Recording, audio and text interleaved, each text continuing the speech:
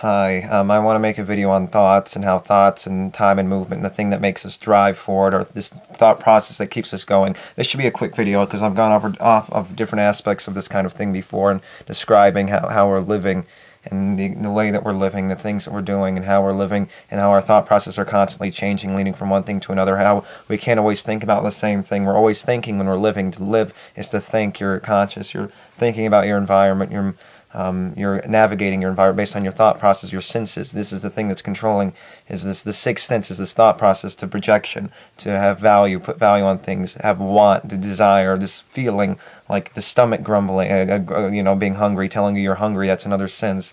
You're feeling it, but more it's a symbiotic relationship between your brain and your other organs and so on and so forth. But that's not the main point of this video I want to make. I want to talk about how you're thinking always, and when you're living, you're always thinking. You can't not think when you're living. Sometimes when you maybe if you think about that kind of thing when you're talking about it, obviously you're thinking, but sometimes you just sort of go off into space, and well, you're always thinking. There's always a process going on here when you're asleep. That's the aspect of living, is the processes happening in your brain, allowing for some kind of process to happen so that you can process information and navigate an environment, imagine things happening, think about things that could happen, think about things that have happened, learn. It's about learning and moving forward and navigating your environment based on the learning that you've had, based on your experiences, based on this cognition that we have, this sentience, this awareness, this projection, this perception that we have, and using that perception to our advantage, our selfish advantage, and that's what we're doing. But I'm going to go on to another point. I want to go on to this thing about how you reach dead ends when you're thinking about things, because you can only think about something for so long before it becomes a dead end. Sort of like you're thinking about going to the store. Once you reach and then before long you get to the store and you're thinking about something else. It's the next thing, the next problem is taking its place, and that's exactly the point. And you're constantly moving between problems. This thing leads to another. That goes back to the idea of suffering and how much can you take. You think about the suffering. You say you lost a loved one. You think about it for a certain period of time, and it almost goes back to the past. You push it to the past, and as if to move on to the future, onto something new, and whatever it may be. And you look at back things in the past, and you get through it, and it's almost to the point, it begs the question, how much can you take before you can no longer let go of a thought, something that you can't let go of, like a thought, or a process of thinking that you can't let go of because it's so ingrained into you, something that's always at least in the back of your mind. A lot of us have that kind of thing, constantly trying to feed ourselves. The biological processes constantly forcing us to get into this routine where we have to think about certain things. They come up based on the crude mechanism that's controlling our body, based on this reality that we're living in, the universe that created us to begin with, based on the elements that are around us that created the crude element, based on the processes around us that created the process of the biology that we're living in, this consciousness, this awareness is living in. And that's exactly what we're doing, is we're being subjected to that. And so yes, we're being subjected to these kinds of thoughts, these processes, and how one thought can lead to another thought. How we have to move forward, and I'm just sort of trying to maintain my train of thought, trying to get the ideas through my head, without losing track of myself again. So yeah, we're basically pushing forward, and you can only think about a thought for so long before another problem takes its place, and you think about something else. You're always thinking about the future things, and you're thinking about the past things that you've learned, and mistakes, and the things that you're ready to do. You learn from mistakes if you make a mistake, or you learn from something. You take awareness to something. You put something down on a list in the back of your head, and you have that is to learn something and going forward. And it goes back, like I said, to that suffering thing. How much can you take? How much can you say before a thought can never leave your mind, before something can't completely overtake your perception? And there's always a thing where you can always turn some, like sadness, and you can reverse. Instead of saying I can't take it anymore, you say it and you turn it to frustration, and you turn it to anger, and you turn it to revenge, and you can almost in a way compensate for your sadness by taking revenge on something. Say someone killed a loved one of yours, and instead of crying and moping and letting yourself go and giving up hope and losing your will to live and dying, what you do is instead you take your revenge, and you go out and cause more harm in the world. And obviously that's the way that our mechanism is built, is to fight back. That's the driving force, the thing that causes problems, and that's exactly what we're trying to do, is find ways to have these problems be fixed. And that mechanism is exactly the thing that we're trying to fix. But it's the mechanism that's controlling us to move forward, the fighting mechanism. And if we're going to be here to cause more problems, we're not doing anything but adhering to that mechanism and making the mechanism worse. And when we're making the mechanism worse, we're not doing anything but being played by the game, about recognizing the game that we're playing in. And that's another aspect, being recognized. Just because you don't recognize the game that you're playing, it doesn't mean that you're not being plagued by the game. All of us obviously know about how frustration and things like that, looking in specific circumstances, like, okay, I have to go to work, I have to do this, get in a routine, you get frustrated. They know these things, they know these platitudes, life's a piece of crap and then you die, things like that. They just don't recognize it perceptually on a grand scale and understanding the full context of their existence and how things can be applied to almost everything once you look at the big scale of things, and understanding how all these small things that you look on individual circumstances can be applied to different circumstances, and the different circumstances and circumstances as a whole as a life game.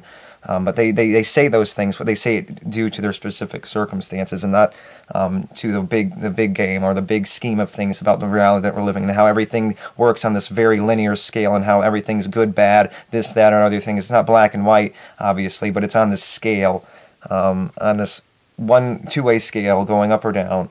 And that's exactly how the mechanism is working on a basic level and describing the reality that we're living in, trying to satisfy our deprivations, run away from problems. It's really simplistic, these processes that are happening, sort of like the atoms just bumping into each other. That's all the things are happening, is this very basic process, this geometry bumping into each other and creating larger things. So I went off on a tangent there, sorry, and I don't even know if everything made sense, but I want to make sure this video wraps up. I don't want to make it too long. The idea about the suffering, and before something can get into your, before something becomes too much to you. And that begs the question about suffering and how much you can take, and then turning it into something else, and the frustration causing more harm, the mechanism that controls us to begin with.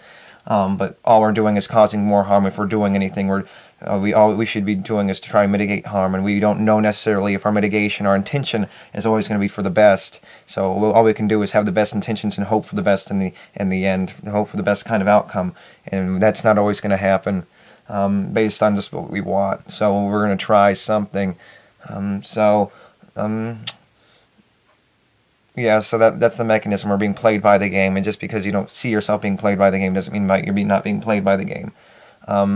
So that's exactly the point. And another, begs the question: how much can you take in the suffering, and how much before a thought no longer the process? Obviously, our thoughts are the things, the consciousness, the awareness. The thing that creates the thoughts is the thing that creates the feelings, and physically or psychologically based on this force feedback mechanism that creates things like anxiety, psychological tendencies, psychological perception, psychological pain, created by this painful process of things sort of like adrenaline, hormones, all sorts of things going in, synapses misfiring, all sorts of things in your brain, whatever you want to call it.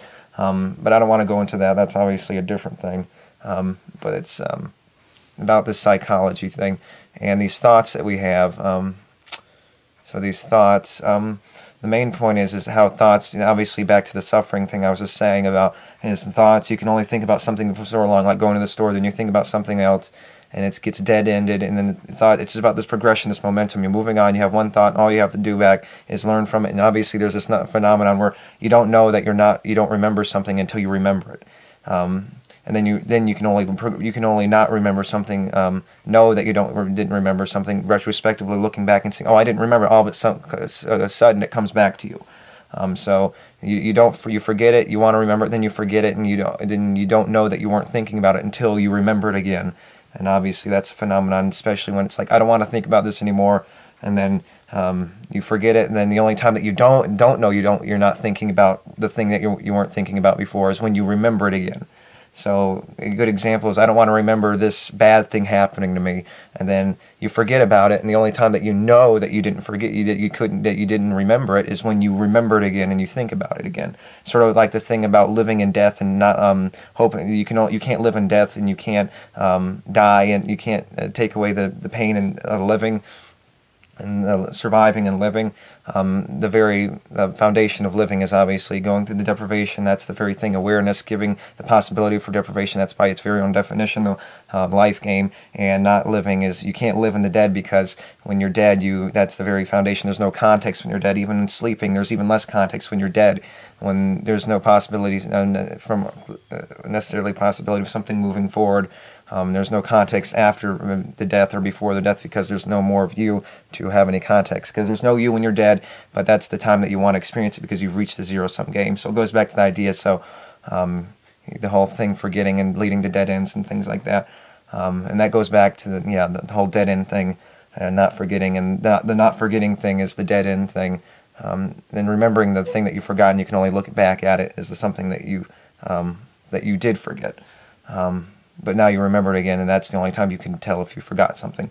So that's another point. That's the point. And dead end thoughts. How far can you go before you can let a thought go, and how much can you hold on to a thought before you say enough's enough and you let it go, or things like that. I think I made my point. This video is going on longer than I expected, because I keep on going off on tangents. But I want to make sure all these ideas connect. So sort of like that, you can't live in your death, and you can't die. You cannot be dead in your living, and that's the thing you sort of want, is you want context to when you're feeling the zero sum, or you're feeling the least amount of pain, but you're dead, and that's when you have no context. And when you do have context, it's when you're alive and you're experiencing the deprivation and running away from the problems, and that's all you're doing. And sort of like the thing where you're not forgetting. You can only remember when you know that you can only know that you forgot once you remember again a thought, say a thought that you didn't want to remember. Then you forget it. You don't know that you don't remember, but then once you remember it, that's the only time that you knew that you weren't remembering it. So that's a whole idea and concept that's interesting enough. So the only time you know you're not feeling bad about something is when you're not thinking about it, and the only time that you is when you re-remember it. So once you forget it, okay, that's fine, but you don't know that you forgot it. Then once the only time you can know that you forgot it and that you were experiencing some kind of a lack of pain from, say, a negative thought trying to forget, you were experiencing that thought, is when you remember the thought again, based on not remembering it prior to that. So yes, thoughts lead to other thoughts. How much can you take from these thoughts before they lead to something else? The whole death thing, and how death and living and death, and how all that relates to one another, and the thoughts leading to dead ends, and so on and so forth. So I think that's a good enough thing. I hope it wasn't too confusing. So yes, so thank you, and until next time, bye.